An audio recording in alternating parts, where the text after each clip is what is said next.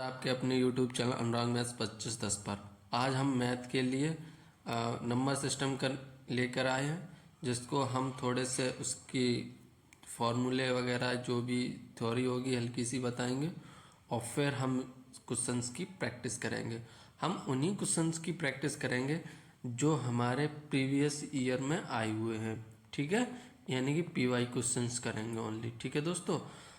और ये है नंबर सिस्टम का, ये सारे कौन से क्वेश्चन हैं, PYQ, ठीक है दोस्तों। और ये प्रैक्टिस सेशन है हमारा, और ये टाइप फर्स्ट है, इसमें ओनली फर्स्ट टाइप होगा और फिर अगले टाइप का अगली वीडियो में, ऐसे ही हर टाइप की अलग अलग वीडियो फिर मैं आगे चलकर इन सारी वीडियो को मर्ज कर दूंगा, ठीक है दोस्तों, फिर आप एक टाइम में देख सकेंगे।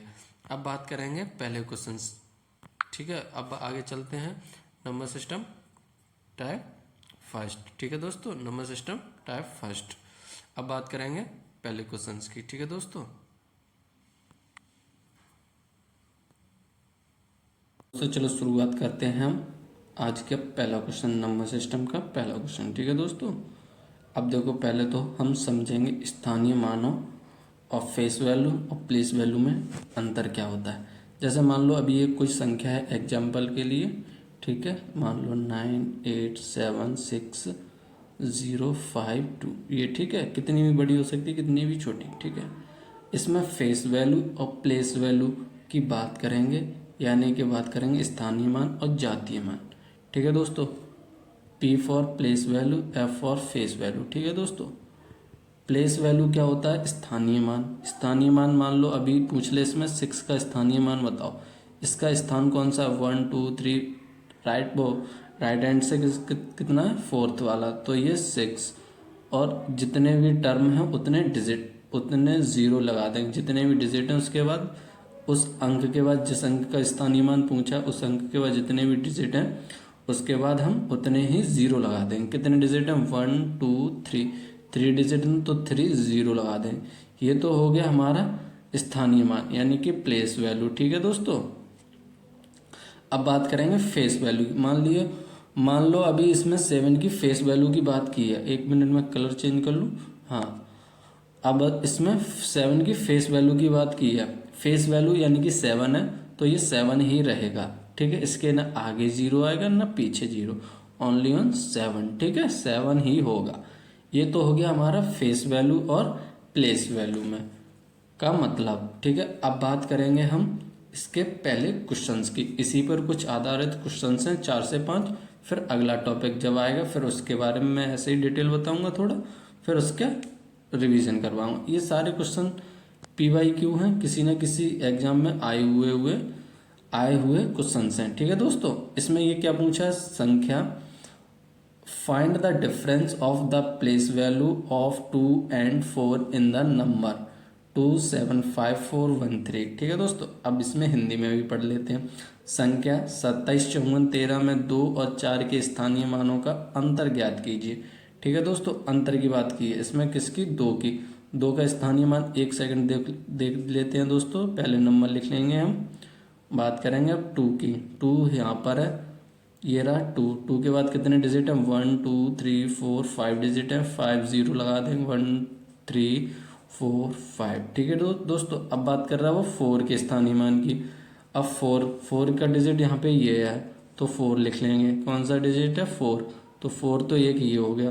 कितने डिजिट हो गए, 1 2 डिजिट हो गए, यानी कि अब इन दोनों का मुझे डिफरेंस लेना है, माइनस, तो 400 इसमें से माइनस कर देंगे, ठीक है दोस्तों।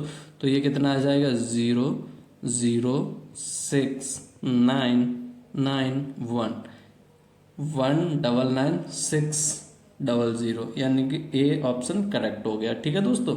अब बात करेंगे, सेम क्वेश्चन है ये सेकंड वाला, ठीक है दोस्तों, सेम क्वेश्चन है ये सेकंड वाला, इसमें भी हम डायरेक्ट करवाएंगे। अब 8 की वैल्यू इसमें हम डायरेक्ट लिखेंगे अपनी तरफ से, फिर आप लोग इसको एक बार देख लेना कहाँ पे आपने गलती की है, ठीक है दोस्तों। अब इसमें से इसे माइनस कर देंगे तो इसका भी आंसर आ जाएगा, कितना आ गया, 79600, इसका करेक्ट ऑप्शन हो गया C, ठीक है दोस्तों। अब बात करेंगे इसके आगे वाले क्वेश्चन की, अगले क्वेश्चन नंबर 3 की। Find the sum of the face values of 6 and 5 in number, यानी कि इस नंबर में 5 और 6 के जातीय मानों का योग ज्ञात कीजिए। तो डायरेक्ट इन दोनों को ऐड कर देंगे, फिर नंबर को नहीं देखेंगे। ठीक है दोस्तों, इसको डायरेक्ट ऐड कर देंगे 6 और 5 को, तो हो जाएगा हमारा 11 करेक्ट आंसर। ठीक है दोस्तों, अब बात करेंगे आगे क्वेश्चन की।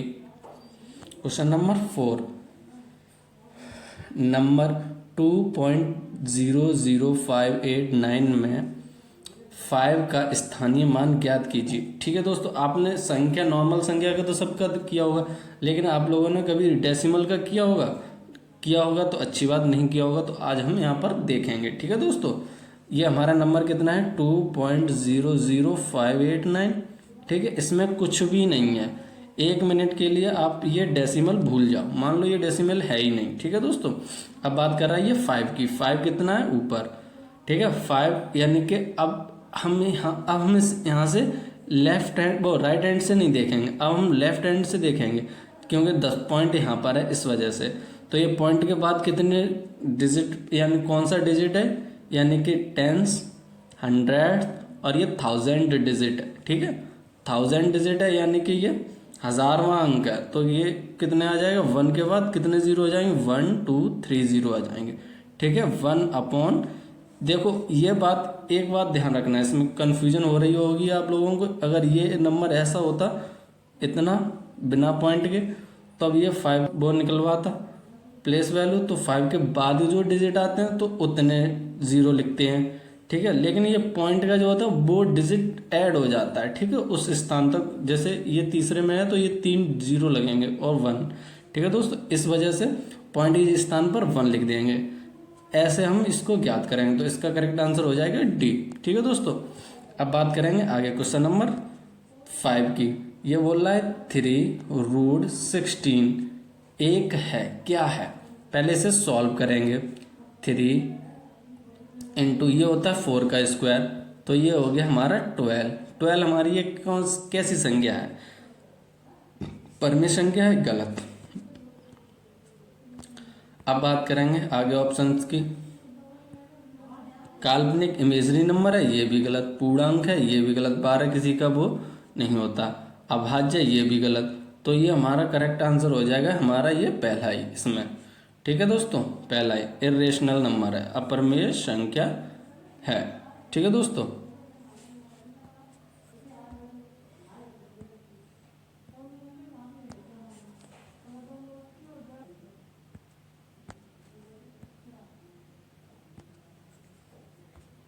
हेलो दोस्तों, अब बात करेंगे हम क्वेश्चन नंबर 5 की। ठीक है दोस्तों, इससे पहले हम सॉल्व करेंगे। क्या करेंगे, सॉल्व करेंगे।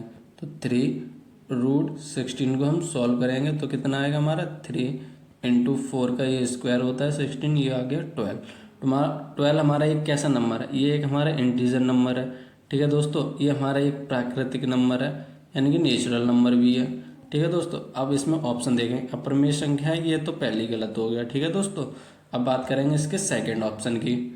सेकंड ऑप्शन क्या बोल रहा है, सेकंड ऑप्शन बोल रहा है काल्पनिक संख्या, इमेजिनरी नंबर, ये भी गलत। ये बोल रहा है पूर्णांक, यानी कि इंटीजर, ये हमारा करेक्ट ऑप्शन हो जाएगा। प्राइम नंबर, अभाज्य संख्या तो है ही नहीं। ठीक है दोस्तों, अब बात करेंगे इसमें द नंबर, ये इतना क्या है, ये कौन सा नंबर हो सकता है। ठीक है दोस्तों, अब बात करेंगे इसको, ये एक रेशनल नंबर है। ठीक है, कैसा है, नहीं रेशनल नहीं, अपरिमेय संख्या है। ठीक है दोस्तों, इरेशनल नंबर, इसका कोई वैल्यू नहीं है, इस वजह से ये एक इरेशनल नंबर से है। ठीक है दोस्तों, अब बात करेंगे क्वेश्चन नंबर 7 की। क्वेश्चन नंबर 7 क्या बोल रहा है, 1 मिनट से मैं छोटा कर लूँ। ठीक है, क्वेश्चन नंबर 7 क्या बोल रहा है, 3√5 + 25, ये तो 5 का हो जाएगा यहाँ पे, तो ये 5 हो गया। ठीक है दोस्तों, इसकी जगह पर, और 80 यानी कि 4√5 + 6√5, यानी कि कितना भी हम इसे सॉल्व करने रहेगा, इसका मान √5 में, और √5 हमारा एक कैसा नंबर है, एक ये अपरिमेय संख्या है। ठीक है दोस्तों, क्वेश्चन नंबर 7 का हो गया। अब बात करेंगे क्वेश्चन नंबर 8 की। ठीक है, थोड़ा स्मॉल करेंगे, दिख नहीं रहा इसमें। ठीक है, अब दिख रहा है। अब ये क्या बोल रहा है दोस्तों, निम्नलिखित कथनों पर विचार करें और बताएं कि उनमें से कौन सा सत्य है। ठीक है, प्रत्येक अभाज्य संख्या विषम होती है, ये हमारा गलत है। 2 भी एक अभाज्य संख्या लेकिन ये सम होती है, ये हमारा पहला ही ऑप्शन गलत हो गया। किन्हीं दो अभाज्य संख्याओं का गुणनफल विषम संख्या होती है। अब मान लो किन्हीं दो को ले लो, 2 इंटू 5, ये भी अभाज्य है, ये भी अभाज्य है, इनका गुणनफल किन्हीं दो का विषम है, नहीं, ये भी सम आ गया, तो ये भी गलत। तो ये हमारा करेक्ट ऑप्शन हो जाएगा बी, ना तो ए है और ना ही इसका आंसर बी है। अब बात करेंगे क्वेश्चन नंबर 9 की। अब 9 क्या बोल रहा है, निम्न में से कौन सा कथन सत्य है? फिर से वही, प्रत्येक पूर्ण संख्या प्राकृतिक संख्या है, ये भी गलत है। कैसे गलत है मैं आपको बताता हूँ। पूर्ण संख्या यानी कि होल नंबर 0 से स्टार्ट होता है, 0 1 2 3, ठीक है दोस्तों, डॉट डॉट डॉट डॉट। अब प्राकृतिक संख्या क्या होती है, 1 2 dot 3 dot 4 dot dot dot, ठीक है। तो ये क्या बोला, प्रत्येक पूर्ण संख्या, लेकिन 0 तो इसमें आया ही नहीं, तो ये हमारा ऑप्शन गलत हो गया। अंक परमेय संख्या होती है, ये करेक्ट है, ठीक है दोस्तों। अब बात करेंगे क्वेश्चन नंबर 3 की, वो ऑप्शन नंबर 3 की, प्रत्येक परमेय संख्या पूर्णांक है, गलत है। यानी कि प्रत्येक परमेय संख्या एक पूर्णांक नहीं होती है। ये 12 है, ये परमेय संख्या है पर लेकिन ये पूर्णांक नहीं है, ठीक है। और अब बात करेंगे इससे करेक्ट ऑप्शन कौन सा हो जाएगा, डी, केवल 2। अब बात करेंगे क्वेश्चन नंबर 10 की, 3 अंकों की छोटी से छोटी अभाज्य संख्या ज्ञात करो। कितनी होगी 3 अंकों की सबसे छोटी संख्या, 101, ठीक है दोस्तों। अब बात करेंगे एक अंक वाली अभाज्य संख्याओं की संख्या कितनी है। ये 2 है, 3 है, 5 है, 7 है। अब बात करेंगे 11 तो है लेकिन ये 2 डिजिट में आ जाएगी, तो बात करेंगे ये 4 हो गई, ठीक है। कितनी हो गई, 4। अब बात करेंगे क्वेश्चन नंबर 12 की, निम्न में से कौन सी संख्या अभाज्य संख्या है। अभाज्य संख्या कौन सी है इसमें, ये है 5 7 1, ठीक है दोस्तों। अब बात करेंगे क्वेश्चन नंबर 13 की, क्वेश्चन नंबर 13 की, 20 से छोटी अभाज्य संख्याओं की संख्या बताओ। 20 से छोटी कौन कौन सी होती है, 2 3 5 7 11 13 17 और 19। कितनी होगी, 1 2 3 4 5 6 7 8, ठीक है। तो 8 इज करेक्ट। अब बात करेंगे 2 से बड़ी और 30 से कम ऐसी कितनी संख्याएं हैं जो केवल एक और स्वयं से विभाजित होती हैं, विभाज्य हैं। यानी कि इसमें इनडायरेक्टली अभाज्य संख्याओं का संख्या पूछ रखी है पहले की तरह, ठीक है। 2 से बड़ी यानी कि 2 काउंट नहीं होगा, तो 3 5 7 11 13 17 19 23 और 29, ठीक है दोस्तों। अब कितनी होगी, 1 2 3 4 5 6 7 8 9 10। एक और मिस हो रही है कहीं, देखो एक बार चेक करो, 1 2 3 4 5 6 7 8 9 हो रही है, सही तो है, 9 है। इन दोनों को मैंने अलग अलग काउंट कर लिया था, 9 है, ठीक है दोस्तों। अब बात करेंगे आगे, 5 से बड़ी किंतु 18 से छोटी सभी अभाज्य संख्याओं के योग का 1/3 इनमें से किसके वर्ग के बराबर है, ठीक है। अब बात कर रहा है 5 से बड़ी किंतु 18 से छोटी। 5 से बड़ी कौन कौन सी हैं, 7 11 13 17, बस इतना ही है। इन सभी को ऐड कर लेंगे, क्या कर लेंगे, ऐड कर लेंगे। ये हो गया 30, ये हो गया 18, तो ये हो गया 48। 48 का 1/3 यानी कि थर्ड का डिवाइड दे देंगे तो ये आ गया 16। 16 किसका वर्ग है, 4 का, ठीक है। बस थोड़ा सा घुमा दिया क्वेश्चन को और कुछ नहीं है दोस्तों। 2 अंकों की सबसे बड़ी अभाज्य संख्या ज्ञात करो। 2 अंकों की सबसे बड़ी अभाज्य संख्या 97 लास्ट, ठीक है दोस्तों। अब बात करेंगे क्वेश्चन नंबर 17 की। 17 की, इनमें से कौन सा सह अभाज्य संख्या है। सह अभाज्य संख्या होता क्या है, ये अगर नया टॉपिक आ गया इसी में तो मैं इसको बताता हूँ आपको। ऐसी कोई सी 2 संख्याएं का ग्रुप यानी कि को प्राइम नंबर जो आपस में केवल 1 से डिवाइड हो और किसी से भी डिवाइड ना हो, ठीक है, 1 से डिवाइड हो और किसी से आपस में डिवाइड ना हो, तो वो हमारी एक को प्राइम नंबर कहलाती हैं। ठीक है दोस्तों, जैसे सी ऑप्शन इसका करेक्ट है। ये 11 और 15 केवल 1 से डिवाइड होगा और किसी से डिवाइड नहीं होगा। ठीक है, होगा लेकिन 15 3 से होगा, लेकिन ये 3 से नहीं है। ठीक है, अलग अलग होगा, किसी एक से नहीं। लेकिन ये 11 से एक बार और 11 से 2 बार, ये भी 11 से हो गया। और ये 2 से ही जा रहा है, ये 3 से ही जा रहा है, इसलिए ये नहीं कि ओनली सी करेक्ट हो गया। ठीक है दोस्तों, अब बात करेंगे क्वेश्चन नंबर 18 की। इन संख्याओं में कौन सा सह अभाज्य है, यानी कि फिर से को प्राइम छांटना है, तो ए ऑप्शन करेक्ट है। ऑप्शन यहीं दे रखा है, इसलिए बात करेंगे क्वेश्चन नंबर 18 की। पहली 5 पूर्ण संख्याओं का गुणनफल, क्या बोल रहा है, पहली 5 पूर्ण संख्याओं का गुणनफल कितना है, यानी कि फैक्टोरियल 5 की बात कर रहा है, तो ये 120 हो गया। ठीक है दोस्तों, अब बात करेंगे इसमें आगे, इनमें से किस परमेश संख्या का दशमलव विस्तार अशांत है, किसका दशमलव अशांत है, यानी कि कंटिन्यूस चल रहा है उसका दशमलव, कौन सा है, ये होगा क्वेश्चन नंबर, वो ऑप्शन नंबर ए करेक्ट होगा। इसे सॉल्व करेंगे तब कितना आएगा, 23, ये हो गया 8 इंटू 25, यानी कि